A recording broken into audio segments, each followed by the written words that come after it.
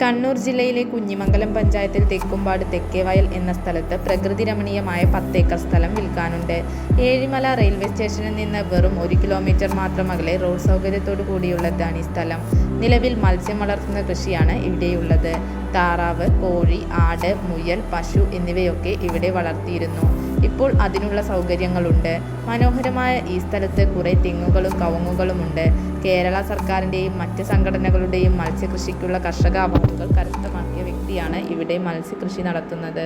പ്രകൃതിയാലുള്ള കുളങ്ങളിലും തടാകങ്ങളിലുമാണ് ഇവിടെ മത്സ്യകൃഷി നടത്തുന്നത്. പ്രകൃതിയുടെ ശുദ്ധ ജലാശയങ്ങളാണ് ഇവിടെയുള്ളത്.